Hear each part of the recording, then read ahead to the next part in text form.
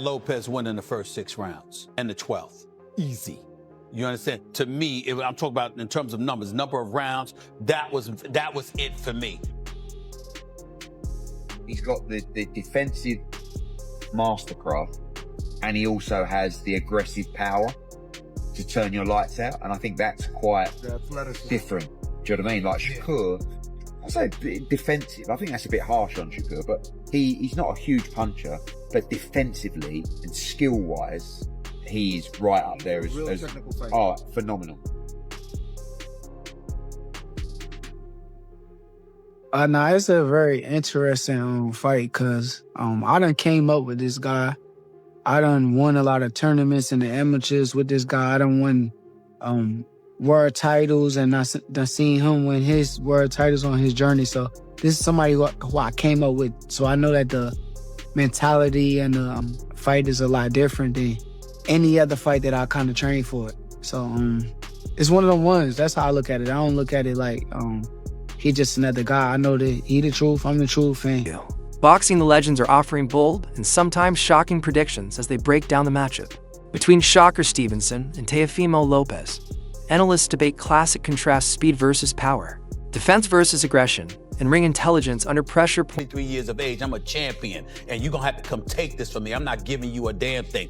I loved his quickness. We know about Lopez's power, but I'm talking about his quickness. Across the boxing world, legends and analysts are split, but highly invested in the Stevenson versus Lopez showdown. This is the brave as far as I'm concerned. I look at it and I say, the addiction to the knockout is always... Former welterweight champion Shawn Porter recently leaned toward Lopez, citing his versatility and ability to adapt, particularly at 140 pounds. Porter believes Lopez has more paths to victory against Stevenson's disciplined and structured in that fight. Yeah. But do you think it depends on what Teofimo shows up? Yeah, it always depends on what Teofimo shows up. I think Shakur beats him. Yeah. But the weight, again, right? Don't forget, Teofimo's a big 140. Yeah. Shakur is probably a small 135. Right? Or you know, not really a big 135. Yeah. Teofimo's talking about going to 147. So you have a big size disadvantage going into that fight. But someone like Shakur is only going to get beat when he moves up and loses his advantage necessarily against a much bigger and stronger guy. Yeah. But I think that's a fiddly fight, don't you? I mean, I don't expect it to be this firefight. Yeah. I think Teofimo's very awkward and Shakur's very smart. Legendary fighter Tim Bradley took the opposite stance, confidently stating that Stevenson is too technical and too intelligent for Teofimo Lopez. Bradley said Shakur already has the blueprint to win, and that Lopez doesn't truly know how to be. he had got the Lomachenko fight. Gotcha. And when he got the Lomachenko fight, he beat Lomachenko. So Gotcha. it was a certain point in time where Teo was kind of ahead, where he had all the belts, and he was a man at a point in time. You're coming up another weight class for the 4th time in your professional career. To help you prepare right now, are you lifting heavier? Are you sparring heavier partners? How do you prepare for this weight? Honestly, I'm not really even worried about the weight too much because at the end of the day, 135 and 140 is just 5 pounds away. So right. I know that skills pay the bills and size don't win fights. So as long as I'm the better fighter in the ring come fight night, I'm not worried about weight and whether he's bigger, I'm bigger. It doesn't matter as long as I'm better. You have a perfect record of 24-0 right now, and I've seen you training with Crawford, Floyd Mayweather, 2 of the sport's greatest to ever do it. I think your name is going to be right there if it's not already. What does it mean having the confidence of 2 of the GOATs in the sport? Teddy Atlas praised Shakur's performance against William Zepeda, highlighting how Stevenson blended controlled aggression with his trademark elusiveness. Atlas noted that Shakur fought effectively both inside and outside, controlled distance, and countered with precision. Staying undefeated that long. I mean, nah, I think it ain't really nothing that you could say to stay undefeated. It just got to be a thing. You got to go work hard every time out. Every time you get your name called and you got to fight, you got to put extra work and grind, discipline, and stay focused. And I don't even think there's nothing that they can really tell me a secret to staying undefeated. I think it's more so just me staying locked in, staying focused the entire time. That's number 1, dedication. That's the main thing. So your opponent, he has a little blemish on his record. He lost to Kambosos. How does losing in boxing kind of affect your preparation, mental, even when you step in the ring? I mean, it clearly ain't bothering him because And that's how I know he one of them ones. He got a great mentality. After he lost to Kambosos, he went up to 140 and he dominated against guys like Josh Taylor. He put on great performance. Atlas also emphasized that this fight features two elite, highly athletic fighters with contrasting strengths, making it especially compelling. He described the matchup as a high-level chess match where discipline outweighs explosiveness, while Lopez brings speed, power, and unpredictability. Atlas believes those traits only matter if Teofimo can sustain pressure for all 12 rounds. Needed to shave off, leave tomorrow, so today I just came here to drop off some tickets for Aiden and also see a little bit of the fights before I gotta leave. One of the biggest wins in your career, I remember being in lockdown watching this, was Lomachenko. How does this fight rank in terms of overcoming those odds, overcoming the public, in terms of overcoming the public's mindset in terms of having you as the underdog?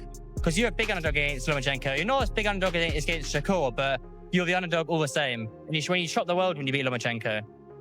I look at it like the outcome will remain the same with my hand raised. And I look at it just like, what did I learn from all these previous fights of being in that position of an underdog? What is it going to teach me on fight week? What is it going to teach me come January 31st inside the ring against Shakur Stevenson? Shakur frustrating Lopez by making him miss, and then punishing him with clean counters and sharp combinations. Teofimo may have early success if he starts fast, but Atlas predicts Stevenson's consistency and superior ring IQ will take control as the fight goes deeper. Good night. I got to keep my secrets to myself. No, a good chef never says his recipe, so it's a lot of mistakes he make. It's a lot of mistakes that I've been watching over the years that he make, and it's one that's a very big mistake that's going to be capitalized come January 31st, and I already played it out of my brain a million times, and it's nothing he's going to be able to do to stop it.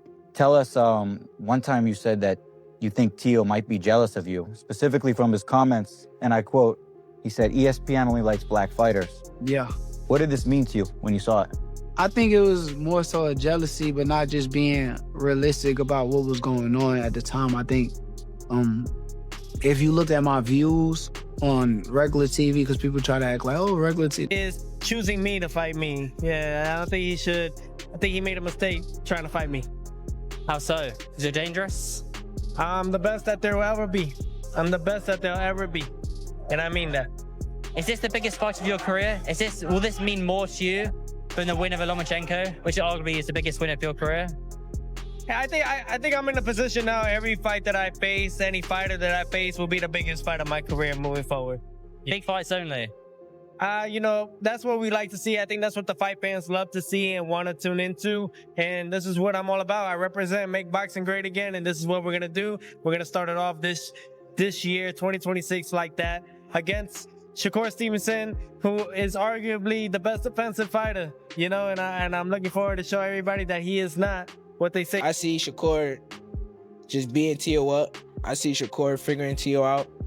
And I see Shakur just doing what he do. Mm-hmm. What do you think of Teofimo Lopez? I think Teo a great fighter. I don't really got no bad thing to say about Teo. I just know how Shakur coming. I seen him in there with a lot of great fighters. Mm-hmm. I seen how he control people. People be in their place where they in the ring with him. And I think Teo a great fighter. He accomplished a lot. He really, like, when he beat Lomachenko, he really was like, he was a top dog at the time.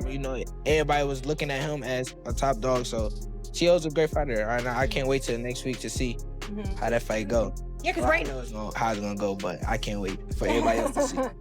Right now, the bookies have slightly favored Shakur. And, to some people, that's a surprise given that Teo is the champ.